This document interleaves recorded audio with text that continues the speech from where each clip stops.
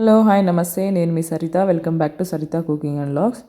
ఈరోజైతే నేను మీ ముందుకైతే ఒక మంచి రెసిపీతో వచ్చానండి. టేస్ట్ అయితే చాలా బాగుంటుంది. ఇది వచ్చేసి చింతకాయ పచ్చడి.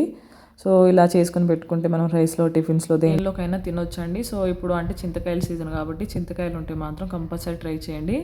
నిజంగా చెప్తున్నా టేస్ట్ అనేది మాత్రం చాలా బాగుందండి.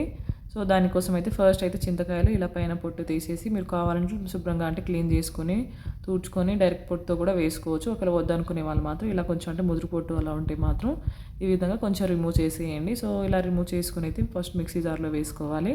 సో ఇలా వేసుకొని కొంచెం ఇలా అంటే ఒకసారి అలా పల్సిస్తే ఏంటంటే లోపల గింజలు ఏమైనా ఉంటే తీసేయవచ్చండి. అంటే అవి బయటకు వస్తాయి కాబట్టి అప్పుడు మనం తీసేయవచ్చు. ఒకవేళ లేదు మీకు అంటే గింజలతో కూడా మిక్సీ చేసుకోవచ్చు, మెత్తగా గ్రైండ్ చేసుకోవచ్చు అండి. సో ఇలా చేసుకున్న తర్వాత ఇప్పుడు ఇందులోకి అయితే నేను కొన్ని పండుమిర్చి వేసుకుంటున్నాను. ఇక్కడ నేను తీసుకున్న కొంచెం చింతపండుకి అయితే ఒక 10 నుంచి 15 వరకు అయితే ఇలా పండుమిర్చి వేసుకున్నానండి. సో పండుమిర్చితో చేసుకోండి, టేస్ట్ చాలా బాగుంటుంది. సో తర్వాత ఒక 1/2 టేబుల్ స్పూన్ మెంతులు అలానే 1 టేబుల్ స్పూన్ జీలకర్ర అయితే వేయించుకోవాలండి. సో వేయించుకుని అయితే ఇందులో వేసుకోవాలి. సో ఇలా వేసుకున్న తర్వాత ఒక 1 టేబుల్ స్పూన్ వరకు సాల్ట్, అంటే మీ టేస్ట్ తగ్గ అయితే సాల్ట్ వేసుకొని అలానే కొంచెం పసుపు కూడా వేసుకొని మెత్తగా గ్రైండ్ చేసుకోవాలండి. సో ఇలా చేసుకొని పెట్టుకుంటే మనకి ఎప్పుడు కావాలంటే అప్పుడు పోపు చేసుకోవచ్చు. అంత అంటే ఎక్కువ చేసుకుంటే ఒకటేసారి చేసుకోవాలని ఏమి ఉండదండి. సో ఇలా చేసుకొని ఫ్రిడ్జ్లో పెట్టుకొని మనకు కావాల్సినప్పుడల్లా మనం తాలింపు చేసుకోవచ్చండి.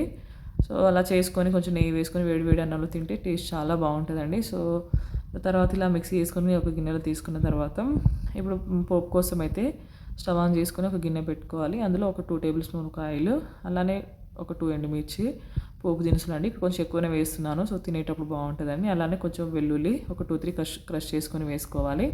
అలానే కొంచెం కరివేపాకు వేసుకొని స్టవ్ ఆఫ్ చేసేయాలండి. సో ఇప్పుడు ఈ వేడి వేడి తాలింపులో అయితే ఇప్పుడు పచ్చడి వేసేయాలి.